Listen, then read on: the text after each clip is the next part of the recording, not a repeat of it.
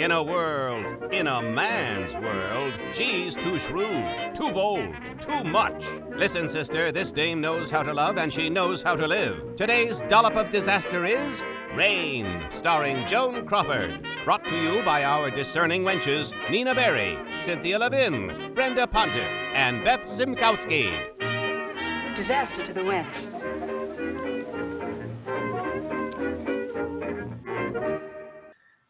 Welcome back to our post-show Walla session, which we'll be talking a little bit more about Rain and some of the themes that we brought up during the show. Today happens to be the 1-year anniversary of COVID that we're filming this. Morning. Yeah, we're really celebrating today. But we had mentioned while we were watching the movie that one of the inciting incidents is an outbreak of cholera.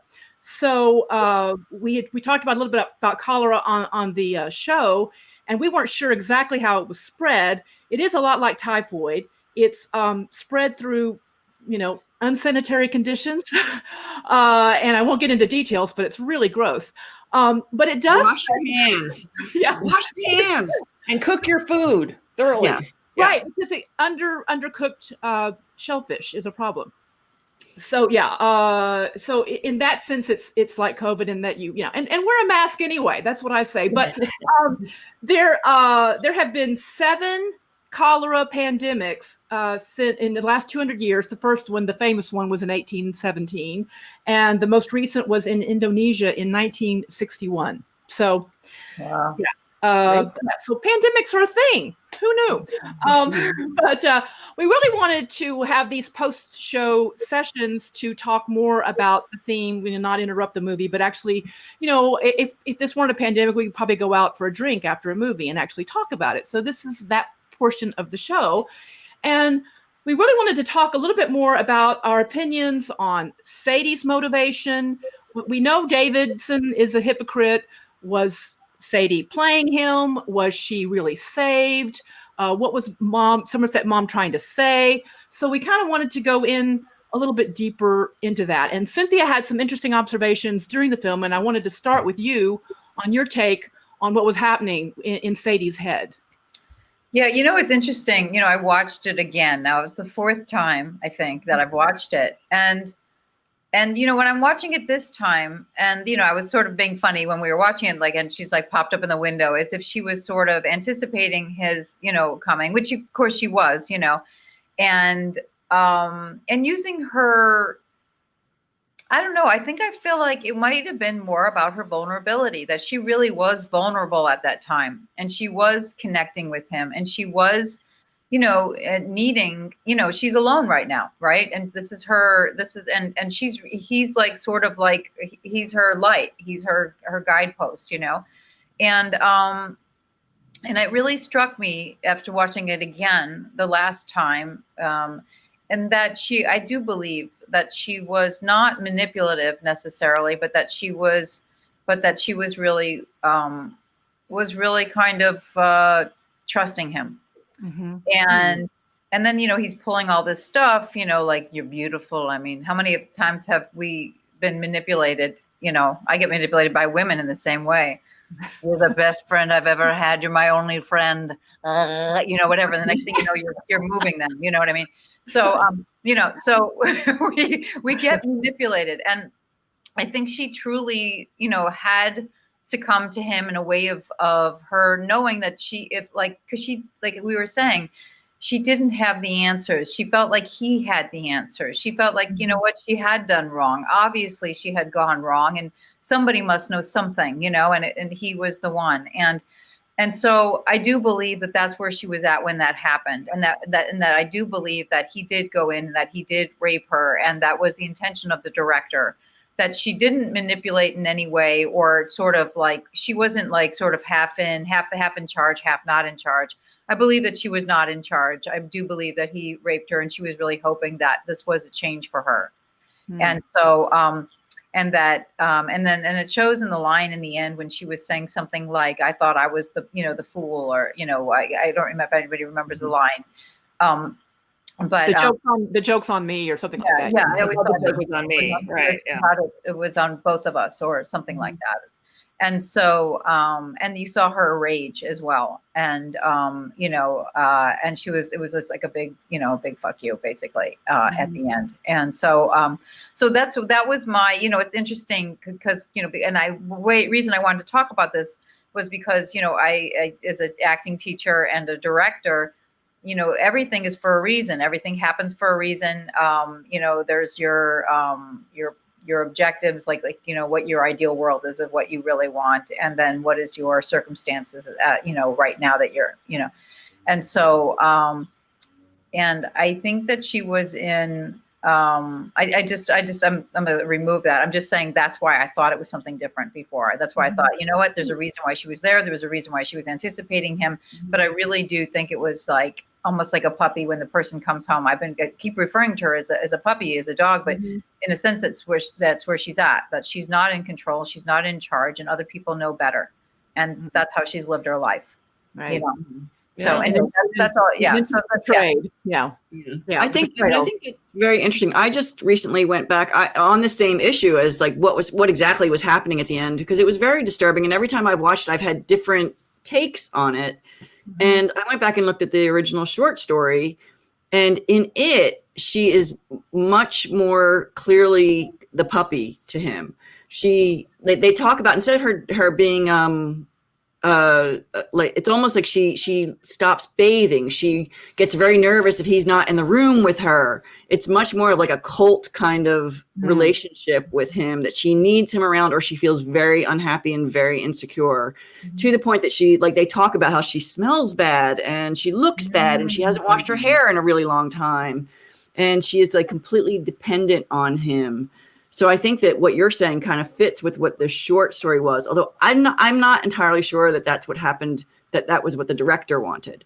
But I go back and forth. I think it's ambiguous, and I think it's kind of impossible to say.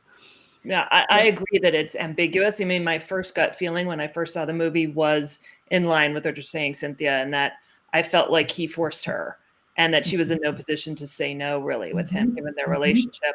And it's the look on his face just before he goes into the blackness, that sort of animalistic snarl, that made me think that the movie was pointing us in that direction. But and then her reaction, I think afterwards, it makes it interesting, because we assume because she's okay, maybe nothing bad happened. But victims present differently, right? So you don't know. It is ambiguous, and her reaction makes that even more interesting, I think. And I like that they left it ambiguous, although I have my opinion that it was. But that's part of the miracle of the filmmaking, I think, and it's there, as you said, Beth, the short story too. Yeah, and it made me wonder. I'm sorry. Go ahead. Do you think that Mom and that Milestone was on the same page as Mom? I mean, because a director can have his own take on a piece of literature. So I'm wondering. My thought on that is, I was thinking about that final shot of the movie. Really made an impression on me, because Sadie and O'Hara depart the frame, right? They hopefully, I feel like they go on to a better life. And who's left in the frame but Mrs. Davidson, who is complicit in all the things that Davidson did. And there's a sense of loss for her as well. Now, I'm not shedding any tears for Mrs. Davidson or Mrs. Davidson, but there's this theme in both the short story and the movie of like live and let live, or the costs of not letting people live and let live, right? And she is complicit in Davidson's attempt to control Sadie, and then complicit in her husband's death, really, which was caused by his own efforts. And she's left bereft at the end, alone. And I feel like it's almost this warning to the Karens of the world, like look what could happen if you decide to tell people how to live their life. Like, it's not just bad for the oppressed people. It could lead to devastation for you as well. Not that I have sympathy for them, but like almost like a warning. So I thought that last shot really sort of expanded even on Somerset Mom's humanistic look at the costs of oppression. in that way. I thought Milestone was a great director for the short story. I agree. And I just want to say one thing. I really agree with you with that last shot and how she was left alone. She was the last person to be seen. And she is a slight woman, right? So it's just like this slight woman on a step, just left alone. Her husband's dead. Alone. Like, completely. Yeah. And I love fault. It's her own fault.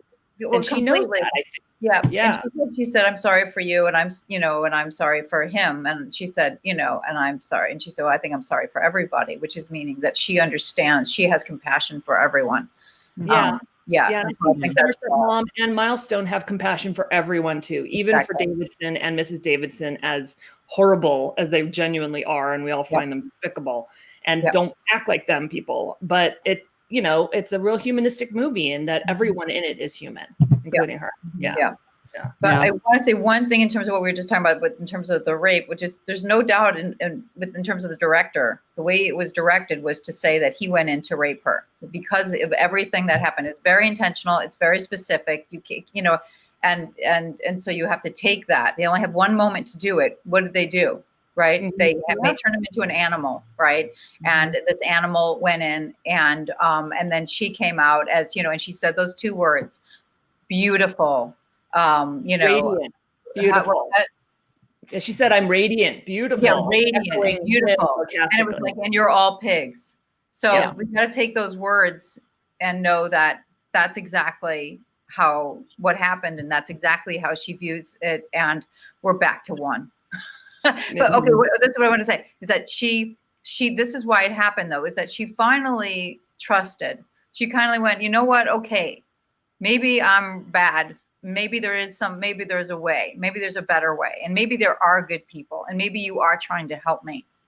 And this one man who tried to help her at this point, when she thought all was lost, it turns out that no, he's just like everyone else and why she is the way she is and why she feels and acts the way she does. So anyway, that's why I just wanted to speak to that. Yeah. It's kind of hard to argue with it when you say it that way. I mean, I was wondering that when she shows up the next day and is back to her old self, the self that we all really like and enjoy and has a personality and has strength to her. I was wondering if that was, I was wondering if that was a sign that she might have been planning it all along, if she was, or if it was a sign that the director did not show her being traumatized by what had happened the night before. And that I don't know if back then people would think that you can rape a prostitute. Like I actually did some searching trying to find what the laws were, what the, there was a huge anti-sex sentiment in the United States in the 1920s. I mean, even more so than, before that, it was kind of like the Victorian era was coming back. And the reformers were a real thing. And there were actually people trying to prosecute men who were involved in prostitution, with the women. And there was some pushback on that. It was, all very interesting, but I couldn't find anything to see, could you rape a prostitute? Well, and I suspect what I feel like it does is that they focus on Davidson. It's about him more than about her, which is unfortunate, right? Because he's the one who kills himself because he was a hypocrite and he had sex with her in whatever way, right? So that's the consequence as opposed to the consequence to Sadie, which I think would be more important. But you're right. Like maybe the attitude is the woman's reaction isn't as important as what happened. I think it's really unfortunate. Well, we know also in history and in the legal sense that sometimes men, you couldn't rape your wife; she was your wife. And that's exactly all kinds of weird thoughts. Well, we had talked a little bit about the Madonna whore complex, and of course we all know too. In recent times we've seen preachers fall from grace. And then that's not true. Yeah, it's not true. You're a liar, Brenda. But the Madonna whore thing, I think is interesting because it still exists today. I was raised, I consider myself half Methodist, half Catholic. And I would say the Madonna whore complex is an equal opportunity problem, both in the Protestant world and Catholicism. And I see that In fact, today, I was really upset this morning. Don Wells of Gilligan's Island passed away from COVID today, and it breaks my heart. Gilligan's Island is like a icon in my childhood. But she talked in an interview. I read an article that she was saying how all the men she would meet would say, I always wanted to marry a Marianne, Marianne, a good girl. And I don't like gingers. And then today on Facebook, I saw a lot of stand-up comics that I know posting, I like Marianne. I didn't like ginger. And I'm like, really? I mean, it's, is it a competition? Is it a choice? Yeah. Like, what's it? That's a false choice. Like, that's the problem is that women are complex beings, and Marianne, really a good gal, but you know what? Ginger could be a nice woman too. and it could be that Marianne had a little bit of libido, Yeah. So it hurts men. It hurts women, obviously, the double standard and the way we have to navigate our lives. But it hurts men and their ability to make wise choices about women. Mm-hmm. If you want to categorize, she's a bad girl, she's a good girl, and not look at the human being in front of you and say, well, this person has lots of different qualities and I need to figure that out. And I mentioned stand-ups because I think they're the worst because I know when I started doing stand-up, my parents were disappointed because I'd studied acting and I said, I want to be a stand-up. And you would think that when I said, I want to be a stand-up, they would have said, you want to be a sex worker? I mean, it's like, because a stand-up is vulgar and crude, even though my act was not that way. I came from it from a more general perspective, but I saw male stand-ups reacting to female stand-ups like that. And even though it was the same profession, but it was like, ooh, how could you do this? Well, you do it. You get people who tell jokes. But so that double standard, and what I like about the movie is at the end, I feel like Handsome recognizes her for being a complete human being. He's way ahead of his time. Mm-hmm. And then I see her, we see two sides of her. We see the soft side of her. She feels remorse in that she hates that Davidson killed himself. She's going to go on with her life. She's still got her personality intact. Mm-hmm. She's not dirt, and she knows she's not dirt. Yeah. I mean, in the end, ultimately it's a hopeful movie. I mean, she gets to be who she really is. Yeah. She sees. I believe too that she did actually convert, like you were saying, Cynthia. Even though I desperately wanted there to be a moment where she kind of looked like you knew she was playing him. That'd be great. Had an end game, but it never happened. I mean, she never did that. Exactly. So I have to believe it was that. Yeah, they played it like it was real. And the fact that she says at one point, I was nobody and now I'm somebody during that conversion, like you get it psychologically why she is converted, because she really believes so poorly of herself. And can I say one thing I thought was so interesting when I watched it this last time again was that, when she says, I feel clear now. I have, I feel, and I something like you just said, like, I know who I am or something like that. And the truth is that I think that when you sort of get in touch with God, whoever that is for you, you know what I mean? Your higher self or some spirit, your spirit self, that there is a clarity. And that you are not only just this person or this trait or this job, that you are more than that. And I do believe that he did help her get in touch with more than that. But the problem was that he was human and he thought he was God, like you said, and, in one of your jokes, Brenda, I believe, And so, and I think that's interesting. And just one other thing I wanted to add in terms of, we were talking about, like you were, as you were saying, Beth, about, did people feel like they could rape, is it rape when it's a prostitute? Yeah. And I do believe that women become prostitutes because it's empowering, because they're in charge. They choose, like in a sense, like a lot of them, because I know some, they feel, and I'm not saying, I'm saying, I'm not saying they're, but they feel workers.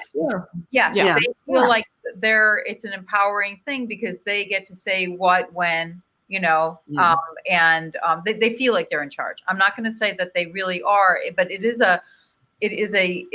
puts them in the power position because they're getting paid for something that they have to offer, right? These men have to for it, absolutely. Right? So, and I think it's interesting what you were just saying, Brenda, because and again, it's almost like, for a female comic, it's our defense mechanism from society and how we're treated.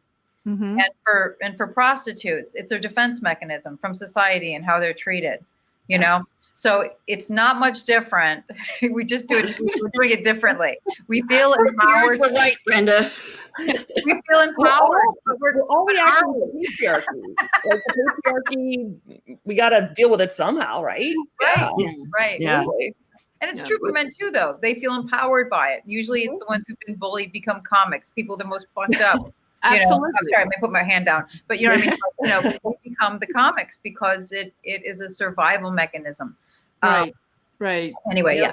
But it's all, I mean, it comes down to try not to be so judgmental, and it's hard. Yeah. I mean, I was raised, I walked on eggshells my whole life as a woman, not wanting to be judged in the wrong way, and here and trying to say, here's who I am. But then it's also it's hard to be a gal, is what I'm saying. Yep. Yep. That's a great note. That's a great one to talk about that. This movie does deal with how difficult it is to be a woman. It's really sophisticated that way. And I say there's no right way to be a woman.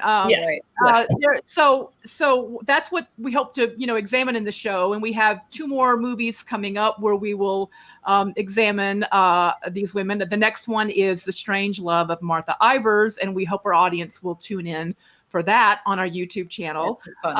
And we'll do the post-show Walla for that again too as well. So we're looking. What does Walla mean, Brenda?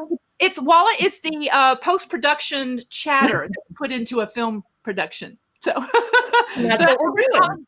Post-show Walla, So we thank the audience. We're very appreciative that you're here. Thanks, everyone. And Happy New Year. Pass it on to your friends. And if you want to comment below or anything like that, or on Twitter, just let us know. Yeah, I'd love to know everybody's thoughts and what anybody who watched it along with us and you had some thoughts about what we were talking about or anything else. That'd be fantastic. Absolutely. Yeah. Right. Thank you. Bye-bye. Thanks, everybody. Bye.